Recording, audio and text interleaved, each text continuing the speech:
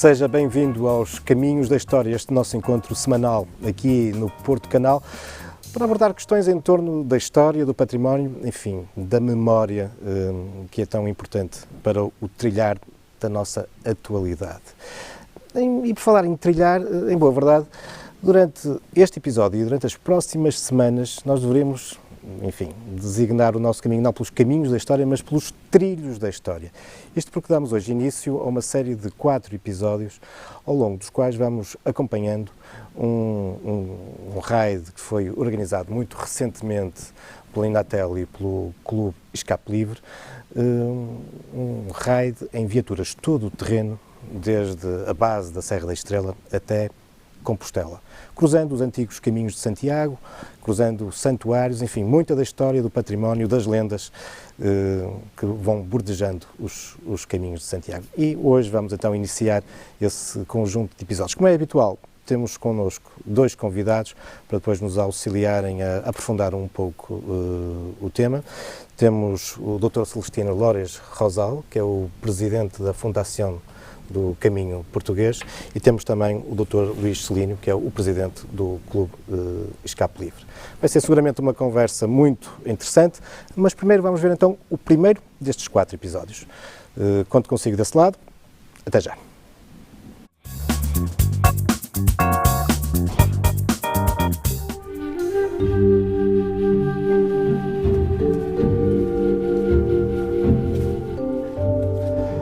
A par de Jerusalém e de Roma, a cidade galega de Compostela é um dos 3 lugares mais sagrados para os católicos.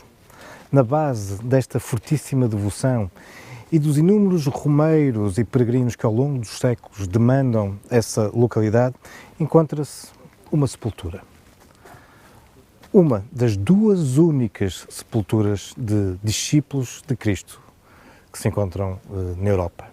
Com efeito, encontramos a sepultura de São Pedro, em Roma, e a de Santiago, em Compostela. O aparecimento da sepultura terá ocorrido, supostamente, por volta do ano 814. E desde então, ao longo destes séculos, já quase 1200 anos, gerações e gerações de europeus, gente vinda de todo o velho continente, foi calcorreando os caminhos em direção a Santiago de Compostela, dando origem a uma rede de acessos, muitas vezes pontilhado por estruturas de apoio aos peregrinos, mosteiros, conventos, hospitais, pontes, um conjunto verdadeiramente notável de património que em 1987 o Conselho da Europa reconheceu como o primeiro itinerário cultural europeu. E poucos anos depois, já no início da década de 90, a própria Unesco iria classificar os caminhos de Santiago, o caminho em Espanha e depois o caminho em França, como itinerários da humanidade. Mas, ao longo de todos estes séculos, os caminhos não foram sempre os mesmos. Cada época teve os seus caminhos e os seus meios de deslocação.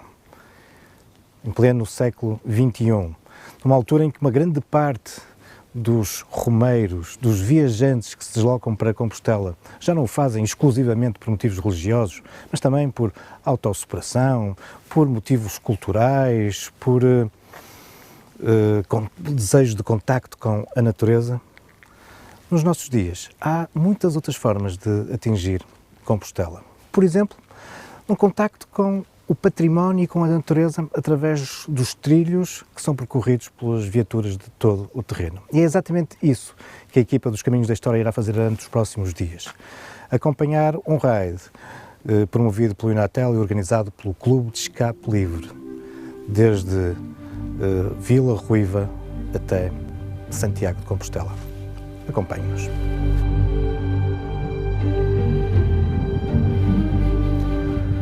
A cerca de 10 km de Vila Ruiva, do nosso ponto de partida, em Linhares da Beira, ergue-se aquela que é uma das mais fabulosas fortalezas medievais que podemos encontrar na Beira interior. Trata-se de um castelo que, segundo a lenda e até alguma tradição erudita, poderia remontar a épocas muito antigas, de facto não é de admirar, uma vez que nos encontramos aqui num local muito alto, um ponto estratégico, fabuloso. Daqui possui-se um enorme domínio visual sobre muitos e muitos quilómetros ao redor. Bom, há quem fale que este castelo poderá remontar à Idade do Ferro.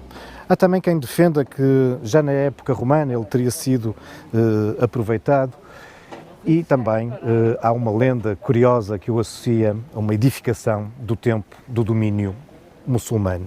No entanto, à falta de uma intervenção arqueológica profunda, deveremos, enfim, basear-nos, por enquanto, na documentação existente.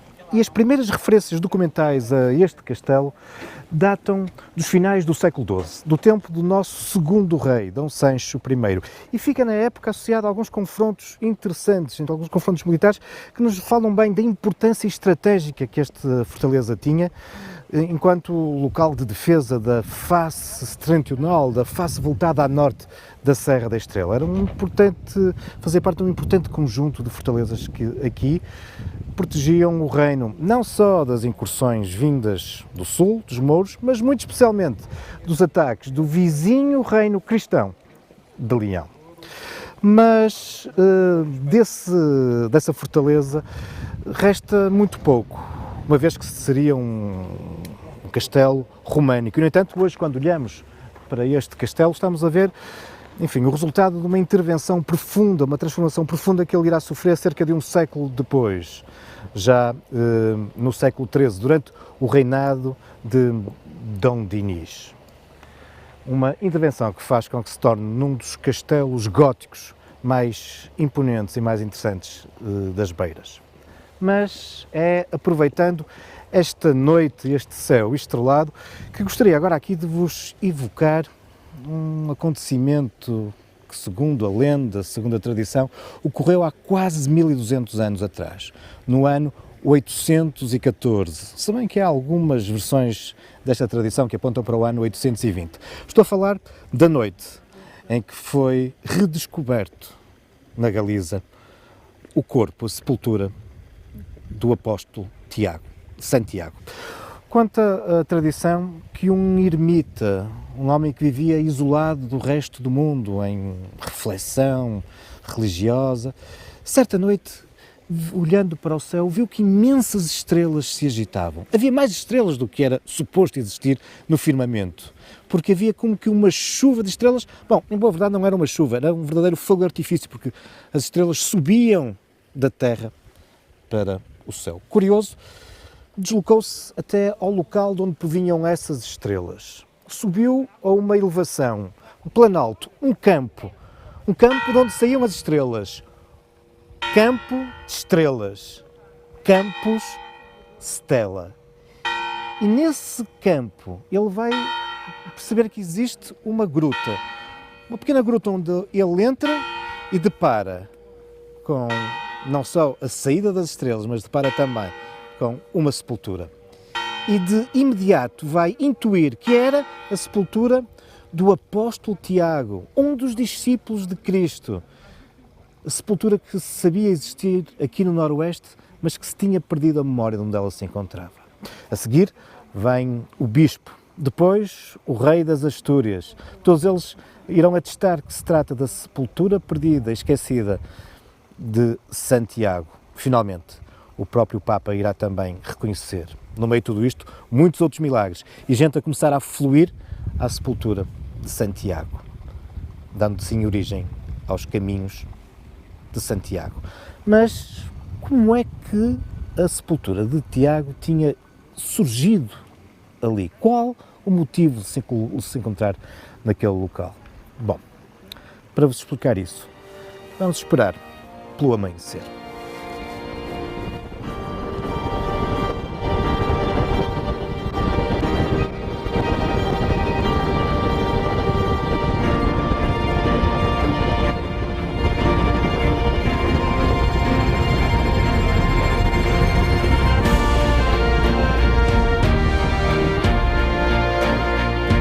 Iniciamos a nossa primeira etapa.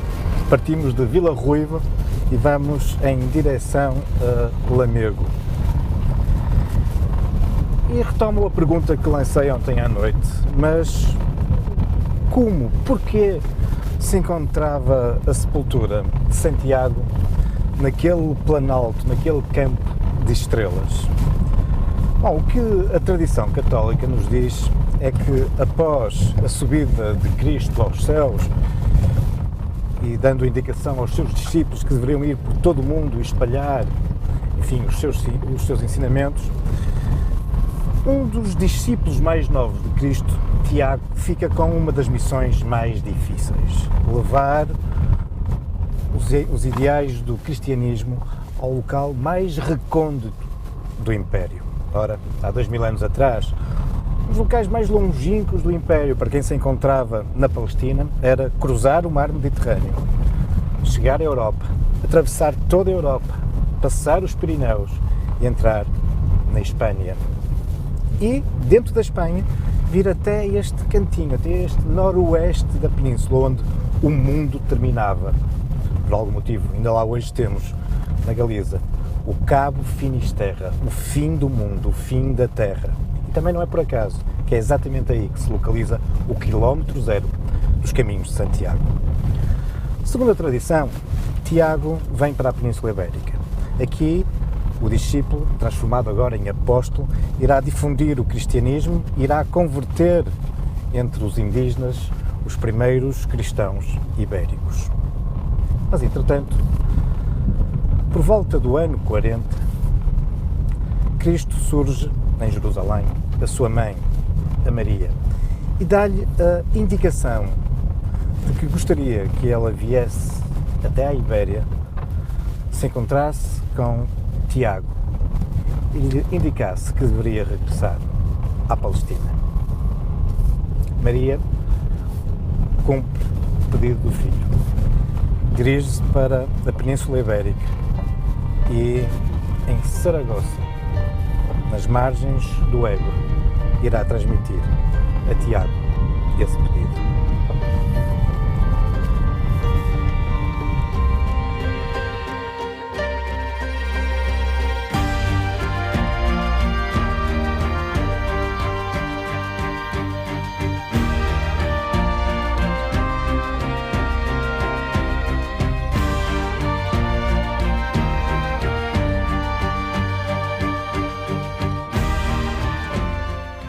A aparição de Maria a Santiago está, com efeito, na origem de uma imagem, de uma representação mariana muito devocionada na Península Ibérica.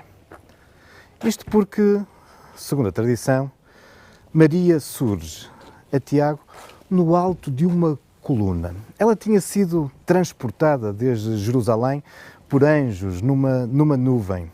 Aliás, estamos aqui também perante aquele que é um dos primeiros milagres atribuídos a Maria, o da bilocação, isto é, o de estar em dois locais ao mesmo tempo, porque se ela está, por um lado, em Jerusalém, por outro lado, ela surge aqui a Tiago, na Península, e surge, então, nessa nuvem, na qual tinha sido transportada pelos anjos, mas no alto de uma coluna. E é assim que temos então a origem da famosa Virgem del Pilar, a Virgem do Pilar da coluna. No entanto, aqui na Península Ibérica nós temos muitas outras evocações de Maria, muitas outras formas de representar este culto mariano. Uma das outras imagens bem devocionadas entre nós é a Virgem Dolorosa, Maria segurando o corpo de Cristo retirado da cruz. E é exatamente isso que nós vemos aqui em Sernancelho. Sernancelho tem como a sua padroeira a Nossa Senhora ao pé da cruz. E aqui nesta elevação que fica sobranceira à povoação, encontramos esse santuário dedicado a Nossa Senhora ao pé da cruz. De resto, o feriado municipal é dedicado e assinala-se todos os anos no dia 3 de maio. E 3 de maio não é uma data qualquer. No calendário religioso é a data da Santa Cruz. E por isso, a data também escolhida para esta devoção.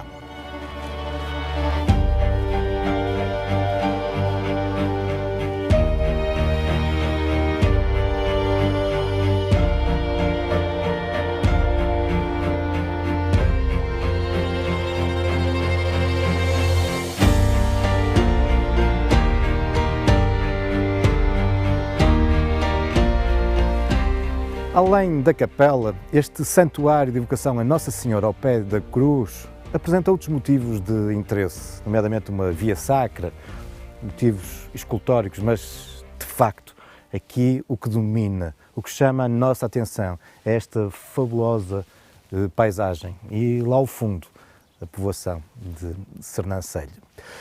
Regressando à nossa história de Santiago de Compostela, aquilo que a tradição nos diz é que depois de Maria lhe ter surgido, ele de facto irá regressar à sua Palestina natal.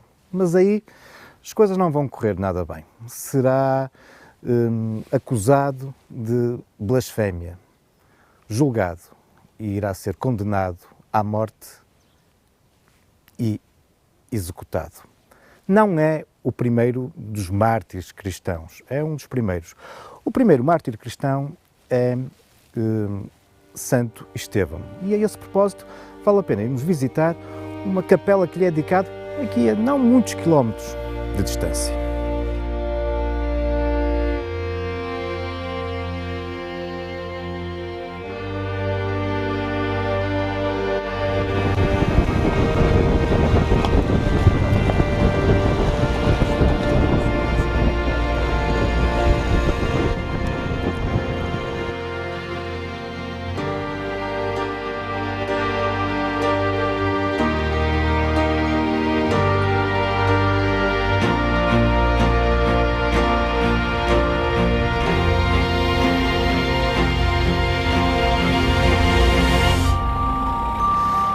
A devoção a Santo Estevão é muito significativa em Portugal, em Espanha, em Itália. É celebrado a 26 de dezembro. E durante este nosso trajeto a caminho de Sernancelho, aqui num local, um domínio paisagístico fabuloso, também encontramos, perdido no meio da serrania, um pequeno santuário, uma pequena capela dedicado a este santo que foi o primeiro mártir do cristianismo. Estevão faz parte de um grupo que foi conhecido como os helenistas, juntamente com alguns dos primeiros discípulos de Cristo.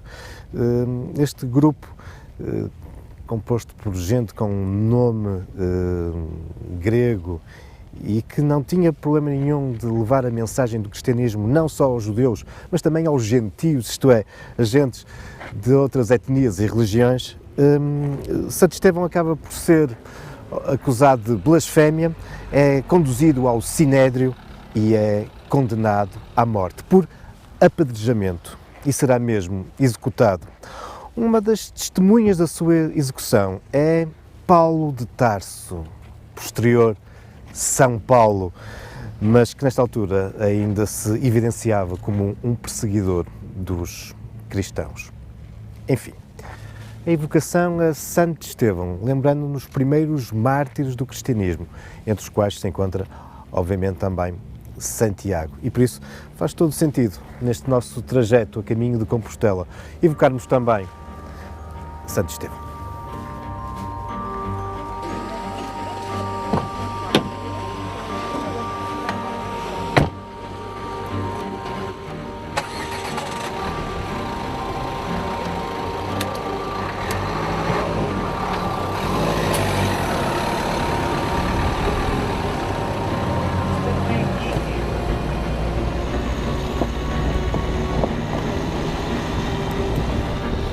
Com efeito, Tiago será um dos primeiros mártires do cristianismo. Na sequência do seu regresso a Jerusalém, após o encontro com Maria, foi, segundo a tradição católica, no ano 44 que em Jerusalém Tiago é capturado, torturado e decapitado. Seguidores do apóstolo, discípulos seus que ele havia convertido ao cristianismo aqui na Península, resolvem sepultá-lo não na sua terra natal, mas exatamente aqui, no local onde ele tinha andado em missão apostólica. Em apenas 5 dias será realizada essa viagem milagrosa que transporta o corpo de Santiago desde a Palestina até à Galiza. Uma viagem miraculosa num barco de pedra, com o corpo novamente incorrupto, ou seja, a cabeça e o corpo novamente inteiros. e uma série de outros milagres, por exemplo, ao largo da praia de Matosinhos, um milagre de um cavaleiro que entra mar dentro e vem repleto de conchas, de vieiras, dando-se assim início à associação da vieira ao culto e aos caminhos de Santiago. Após a chegada do barco ao lugar do Padrón, dá-se início a um conjunto de outros factos maravilhosos que acabarão por culminar com o sepultamento de Santiago, no lugar que séculos mais tarde será conhecido como Compostela. É um local que nos séculos seguintes será objeto de grande devoção, até porque, entretanto, o Império Romano havia-se também convertido ao cristianismo. Só que a queda do Império, a invasão dos povos bárbaros, associado também às incursões dos normandos, dos vikings no litoral, e a partir de 711 os ataques dos árabes, fará com que a população, no meio de toda esta instabilidade e impermanente fuga, tenha acabado por esquecer o local onde estava sepultado o apóstolo. E só no ano 814, uma vez mais segundo a lenda, é que nessa noite em que choviam estrelas, nessa noite maravilhosa em que o monge Pelaio reencontrou a sepultura de Santiago.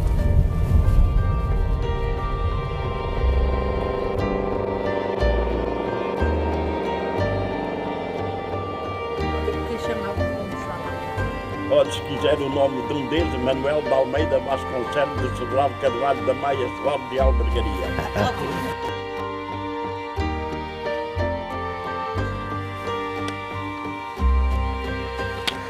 Chegamos já até Sernancelho, uma povoação riquíssima do ponto de vista patrimonial. Desde logo, chama-nos a sua atenção pelo pelourinho de meados do século XVI.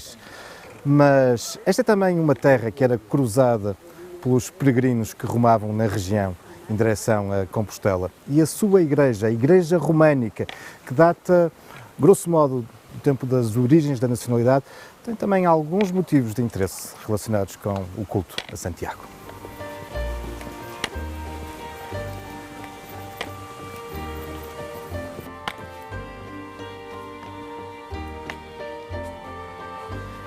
É de facto um belíssimo templo românico este que podemos aqui observar no centro da povoação e que apresenta esta particularidade interessante. Aqui uma das esculturas, uma das imagens que se abrem na fachada pode ser identificada com Santiago. Alguns dos seus tradicionais adereços estão bem evidentes. É o caso da sacola e, apesar de se encontrar bastante erosionada, fruto dos séculos, podemos também lá distinguir a vieira, aquela que é um dos símbolos máximos da devoção, do culto e dos caminhos de peregrinação para Compostela. Imagem de Santiago.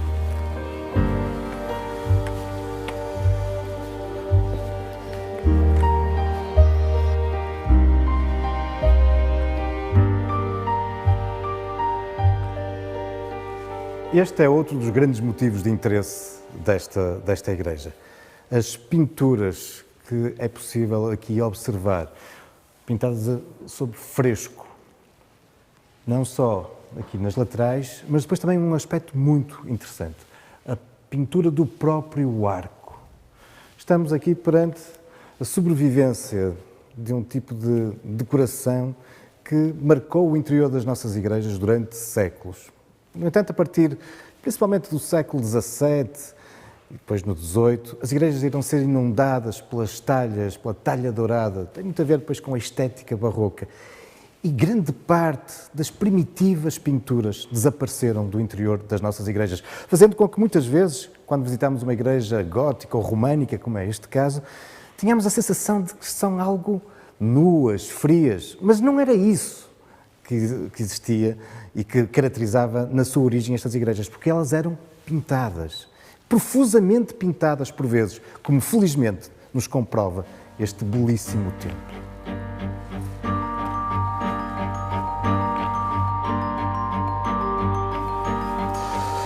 Vamos agora deixar Sernancelho e continuar este nosso raio de todo o terreno em direção a Compostela, seguindo velhos caminhos de peregrinação, mas contactando também com outros locais de interesse patrimonial e histórico. Por exemplo, aqui a poucos quilómetros, fica aquele que é um dos mais fabulosos santuários de Portugal, um dos mais concorridos das Beiras, o de Nossa Senhora da Lapa. E depois temos esse também incontornável mosteiro que é o São João de Tarouca, ou a ponte medieval de Ocanha.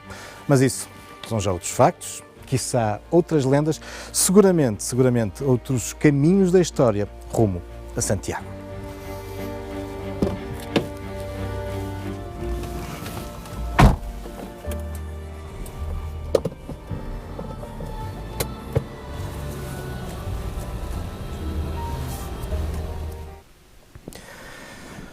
Trilhos da história, os trilhos em direção a Santiago de Compostela. Este foi o primeiro de 4 episódios, ao longo dos quais iremos percorrer estes caminhos à boleia do Clube do Escape Livre e deste raid de todo o terreno.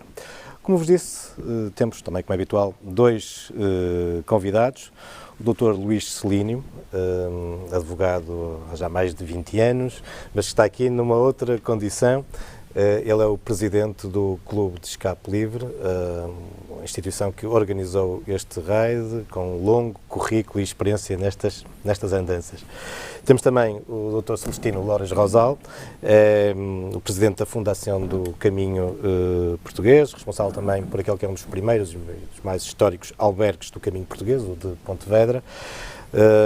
Está também ligado à St. James Way European Association, licenciado em Geografia e História pela Universidade de Compostela e um dos responsáveis pelo relançamento do Caminho Português de Santiago nos anos 80. Quero agradecer aos dois a disponibilidade para aqui estarem.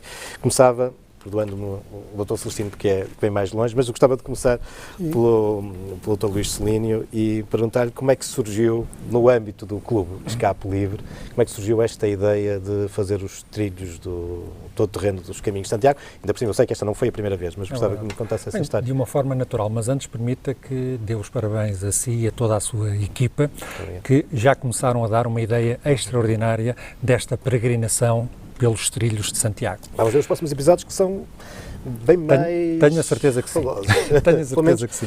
Aquela passagem do Marão, enfim, mas já vamos deixar isso para os próximos episódios. Pois bem, o Clube Escape Livre foi formado em 1986 por uma equipa que já fazia um programa de automóveis na Rádio Altitude. Mas queríamos fazer algo mais. E, nessa altura, o todo o terreno era uma modalidade que estava em voga. E estava em voga de uma maneira simples, das pessoas andarem com os seus veículos 4x4 por todo o terreno e pouco mais. E nós, quando iniciámos o todo o terreno, o nosso primeiro passeio todo o terreno, uma rota histórica, foi em 1990 e a partir daí não parámos porque queríamos dar às pessoas algo mais do que andar fora de estrada. Queríamos que o todo o terreno servisse para terem um melhor conhecimento das paisagens, da história, da gastronomia, enfim. Nós costumamos resumir numa palavra ou numa frase aquilo que queremos dar aos participantes dos eventos do Clube Escape Livre, um enriquecimento cultural. Julgamos que é importante para todos nós ter um fim de semana a fazer aquilo que gostamos, andar de jeep, andar em SUVs, andar fora de estrada, mas ao mesmo tempo levar para casa gratas recordações e até esse enriquecimento, conhecendo melhor a nossa história, os nossos monumentos e locais que normalmente só são acessíveis em veículos 4x4. Porquê Santiago de Compostela? Como lhe disse, o nosso primeiro passeio todo terreno foi uma rota histórica que realizámos no Distrito da Guarda, passando por todos os concelhos durante 20 anos, e o passeio a Santiago de Compostela surgiu exatamente porque estávamos à beira do Ano Santo. 2010 foi o último Ano Santo, o próximo só será em 2021, é o espaço mais longo entre anos nos Santos, e pensámos que seria uma boa altura para fazermos uma peregrinação, desafiar aquelas pessoas que gostam da história para viverem um momento único, porque, como muito bem referiu há pouco, podemos ir a Santiago por uma questão religiosa, por uma questão de fé, por uma questão cultural, ou simplesmente um desafio de aventura para chegar a Santiago de Compostela. E foi isso que nos propusemos fazer. Demorámos bastante tempo, quase um ano, a preparar este percurso, mas acho que fomos bem-sucedidos, porque este foi, para já, o 4º ano consecutivo que levámos uma caravana de mais de 100 pessoas até Santiago de Compostela e para já vamos ficar por aqui. Sim. Eram 50 viaturas? Exatamente, 51. 51, de facto, uma aventura. Celestino, como é que alguém que está ligado aos caminhos históricos para Santiago, como é que vê estas novas peregrinações sui generis por estes novos trilhos, estes novos veículos? Ben, do meu punto de vista eu non sou unha persoa que, digamos que moi purista nese sentido, non? Cando se vai a Santiago, un é peregrino a Santiago, non só indo a pé ou a cabalo ou en bicicleta, non? A peregrinación a Santiago é ir ao túmulo do apóstolo. Pero desculpas polo meu portugués que non sei se... Entón, ese é o fundamento da peregrinación, é ir ao túmulo, e podes ir como se quixer. Aquele peregrino que vai a pé, ou que vai en bicicleta, ou que vai a cabalo, pode obter unha Compostela, pero pode ser mellor peregrino. Só explicar, Compostela é o certificado que as autoridades em Santiago atribuem a quem faz, de facto, a peregrinação a pé. São 100 km, os últimos 100 km de cada um dos caminhos de Santiago, a pé ou a cavalo e 200 em bicicleta. Pero pode ser o máis peregrino, ou mellor, unha persoa que vem de avión, ou de, como é o caso, de carro, que é o peregrino que vai a pé. Porque peregrino, non se di peregrino, o peregrino dice de un. É dicir, por vuestros hechos los conoceréis, disculpa polo castellano. É dicir, o que tú faz, os que te ven dirán se tú eres peregrino ou non. Porque tu eres un home de ben, un home de paz, un home de solidaridade, un home de caridade, de amistade. Ese é ser peregrino. Non é dicir, eu sou un peregrino porque vou a pé, non. O peregrino é outra cousa e pode ser perfectamente de carro, de avión ou de barco, non? Pero a condición de peregrino que se de a pé ou de bicicleta, que é esa condición medieval ou medievalista, de que porque iban a pé porque non podían ir de outra maneira. Non había outros meios de transporte. Claro. Pero vamos, en cualquier caso, é perfectamente asumible esa peregrinación, como queda dito, non? Luís Celino, como é que correu? Eu obviamente fui testemunha, mas gostava que me fizesse o seu balanço, como homem muito experiente nesta organização de raids. Como é que correu este raid? Com dificuldades?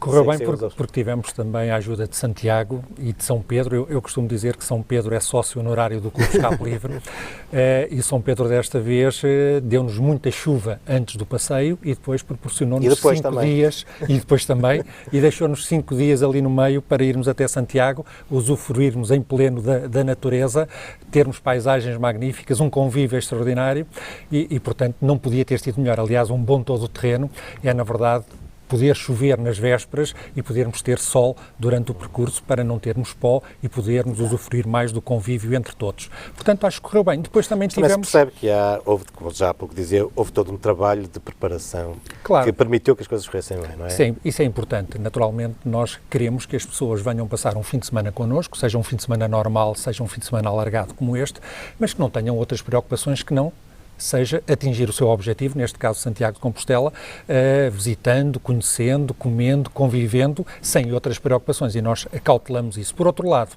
também preparámos várias informação, primeiro que mandámos por e-mail para todos os participantes e que depois entregámos em livro exatamente este, sobre todos os locais que visitámos, de forma a que em casa ou depois acompanhados do livro durante o fim de semana pudessem acompanhar melhor as várias visitas que programámos, de forma a que conhecessem mesmo todos os locais que eram importantes ao longo destes quase 600 quilómetros da extensão do percurso. Claro, e há outra coisa que também é crucial, que foi o roadbook, não é?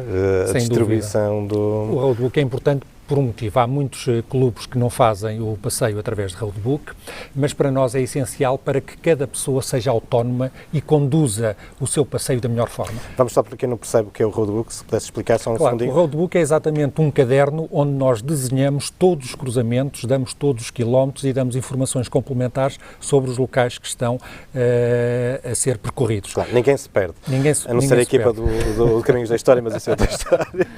Isso permite que, na verdade, as pessoas façam o passeio à sua moda, parando mais para fotografar, perdendo mais tempo nas visitas ou andando mais depressa no todo o terreno, porque temos que ser honestos e claros que nos passeios haverá sempre aquelas pessoas que gostam mais da parte cultural, das visitas, dos guias, de questionar o que vêem, e os outros que preferem andar em todo o terreno, vencer os obstáculos. Nós procuramos que a simbiose seja agradável de forma a contentarmos todos.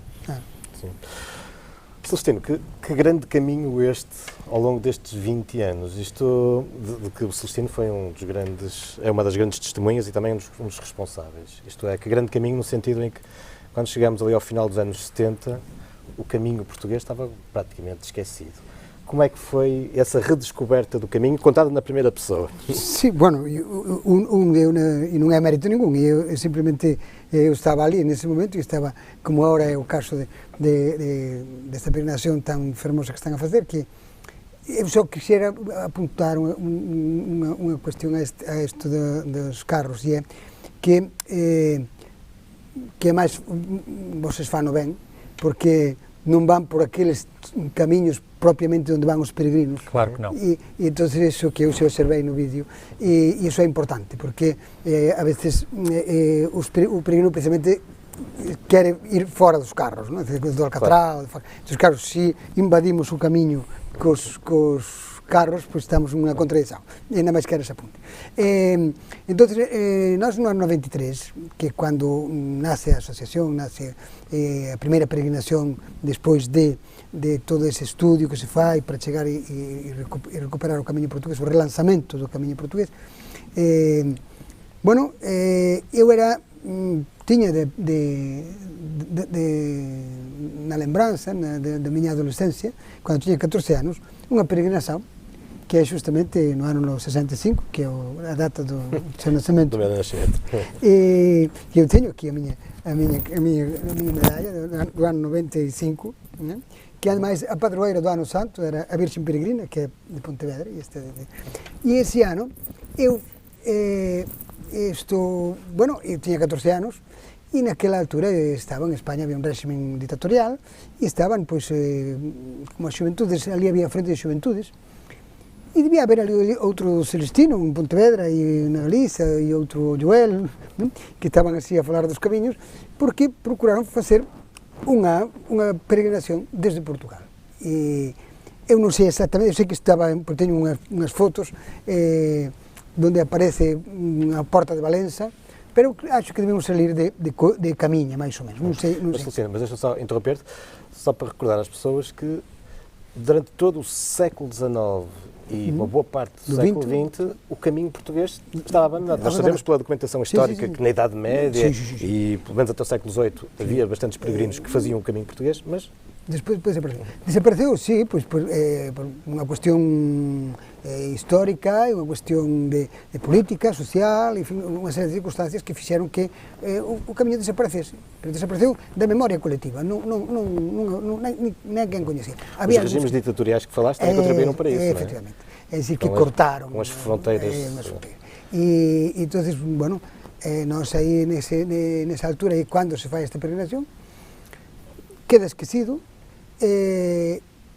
Despois, cando no ano eu termino a carreira, e prometo ir a andar a Santiago, sempre con esa, e voltei a facer a peregrinación a Santiago, pero pola estrada.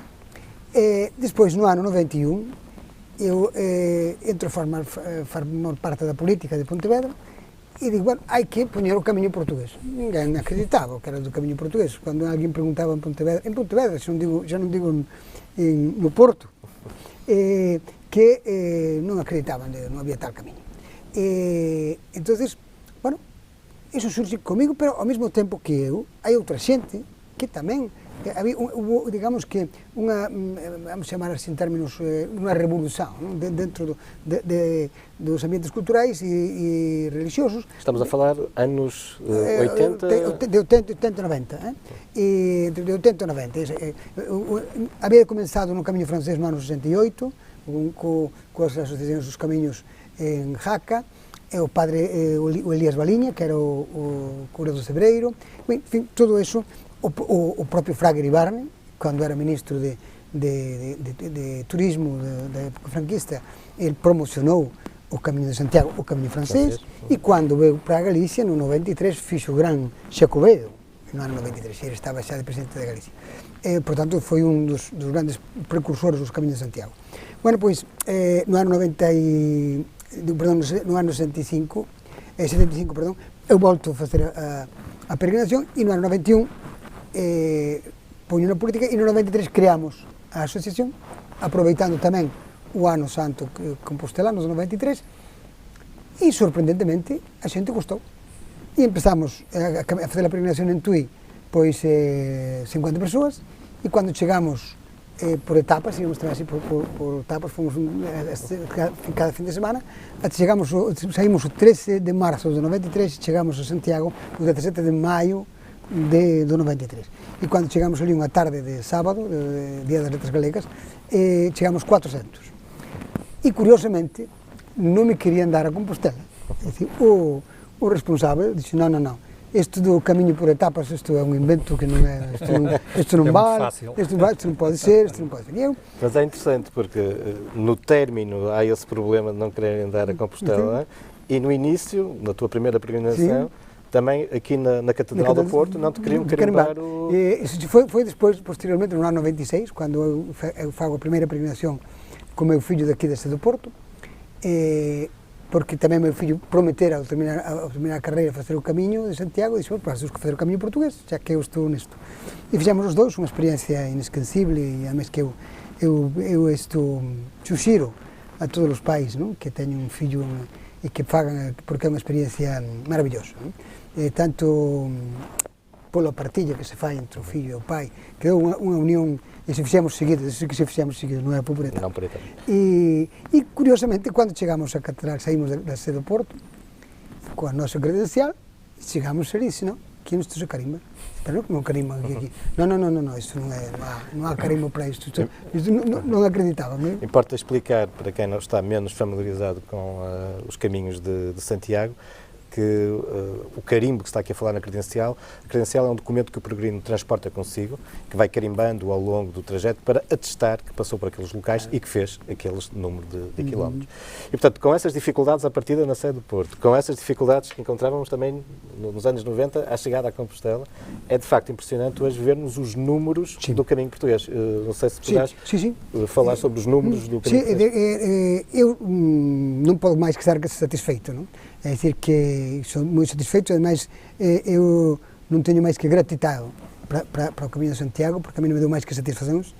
É certo que eu estou sempre a pé de camiño, por decir a pé de obra, a pé de camiño, sempre traballando, pois porque quixen, tampouco non há ningún mérito, non? Outros van de unha paixón. Unha paixón, exactamente. E entón, pero bueno, é unha paixón que ten moitos anos, 1200 anos de historia, non? E entón, bueno, pois nós non inventamos nada, todo o que está aquí xa está feito de antes, xa o doutor Joel Cleto, como historiador, sabe que estamos a falar de historia en mayúscula, non? É dicir que, por tanto, todo iso está feito, non? Pero... O caminho portugués tem vindo a registrar um aumento... Un aumento daquela que éramos 50 que empezamos, hoxe, este ano, están computados xa na Catedral de Santiago, na oficina do peregrino, perto de 30.000 peregrinos, xa ultrapasamos o número do ano pasado. O ano pasado eram 26.000 e este ano son 30.000. Estamos a falar dos peregrinos que pedem a Compostela. Claro. Por exemplo, no nosso caso... Exatamente. E ademais, iso supón, con referencia ao ano pasado, 1,5 ponto máis. O camiño portugués está sendo o segundo camiño en importancia. O camiño francés, eu acho que chegou ao seu top, non dá máis, entón son 100.000 peregrinos, pero xa non hai máis. O camiño está moito saturado. Está moito saturado. Entón, a xente ven para o camiño portugués e, efectivamente, o camiño, como tú dixías aí, a xente faino por moi... Eu que falo pois moito cos peregrinos no albergue, faise por moitas razóns, non? Pero eu sempre digo que os peregrinos que veñan ao camiño, que visiten o túmulo do apóstolo, que entren na catedral, que vexan todo aquilo, que ollen todo aquilo, que deixen 5 minutos para reflexar, que se senten no último banco, que miren para ali, e se lles di algo, ben, e se non, tamén. E que despois, se ao apóstolo Santiago, se ten algo que facer, se o fará, pero que veñan a camiñar, que veñan a facer o camiño, é unha fermosura, dá gusto ver os xóvenes, dá gusto ver xente a facer o camiño por motivos... Ao final chegas a Santiago, ao final... Cando un chega a Santiago emociona. Há emoção. Exatamente. E é essa emoção que eu agora também gostava aqui de evocar, porque já na Catedral tivemos a oportunidade de assistir na homilia, e na homilia o Dr. Luís Celino fez a invocação, que é um momento também tradicional na Missa do Peregrino, fez a invocação de Santiago. Foi uma intervenção muito, muito curiosa, que eu não lhe vou pedir agora para aqui a repetir, mas se pudesse sintetizar, tem muito a ver com o espírito do Clube Escape Livre. Exatamente, nós, portanto, aproveitámos a oportunidade que é dada para fazermos uma invocação. Nem todos aqueles que rumam a Santiago a desejam fazer ou a querem fazer. Nós desejamos fazê-la e fizemos uma invocação ao apóstolo Santiago, naturalmente agradecendo a graça de termos cumprido o caminho até Santiago, iluminados por ele, com saúde, usufruindo das paisagens, da história, de tudo, em grande convívio, e naturalmente aproveitámos também, uma vez que somos homens dos automóveis, para lhe pedir a graça para a condução do dia-a-dia, para as nossas famílias, para todos aqueles que se movimentam na estrada, porque cada um tem a sua forma de conduzir, mas quase todos nós utilizamos o carro, seja para o trabalho, seja para o prazer, seja para qualquer outro motivo, e portanto invocamos Santiago para que ele nos continue a proteger exatamente nos nossos passeios, nas nossas deslocações, e pedimos-lhe também que tenha em consideração as famílias que já perderam entes queridos nos acidentes rodoviários, para entenderem exatamente esse momento e para continuarem a acreditar que é possível viver e ter fé. Muito obrigado.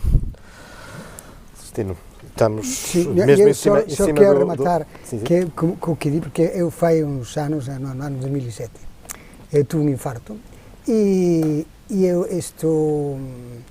devo a vida ao apóstolo Santiago. Eu tinha que estar, teoricamente, non tinha que estar aquí, porque eu tiña unha arteria obstruída ao 100%, a min dá un infarto ás 9 da mañán e fame o cateterismo, despois de trasladarme a 3 hospitais diferentes, ás 12 do mediodía, portanto non daba tempo. Iso supuxo que eu deixei necrosado a mitad do corazón, pero cando cheguei ao doutor, díxome: tú tes Celestino, tú tes moita sorte, tú non podías estar aquí. E dixe, bueno, eu como son cristiano, son crente, creo no apóstolo Santiago e acho que foi ele o que me deixou aqui, porque dixo, teño que seguir no camiño e aqui estou hasta que ele queira. Sim, senhor. O Celestino, que é também o autor deste livro, do Porto a Santiago, que acaba por ser mais do que um simples guia, só por si já seria ótimo, mas é mais do que um simples guia para o peregrino, porque acaba por falar aqui muito dessa história que nos foi aqui contando, das primeiras peregrinações. Sim, o início, esta é a primeira guia, este é do ano 96, non está à venda, é o livro que eu com moito gosto sequeo aqui, que eu fiz cando fiz esa peregrinación, o relato a peregrinación con meu fillo, que ademais é curioso porque eu falo do meu compañeiro de peregrinación, e unha vez que facía a lectura, dixo, oi, pero quen é, tu falas do compañeiro, quen é o teu compañeiro? Eu non digo que é o meu fillo ao final, non me he dado conta. E bueno, e entonces recolle ese camiño que hoxe sigue sendo mesmo, máis ou menos con pequenas variantes, pero que xa do Porto a Santiago polo camiño portugués. Mais hoxe que e aproveito e remato e é o camiño do portugués é para o norte. Todos os camiños de Portugal que van para o norte van a Santiago. São caminhos de Santiago. Enfim, é aquele velho princípio da Vieira.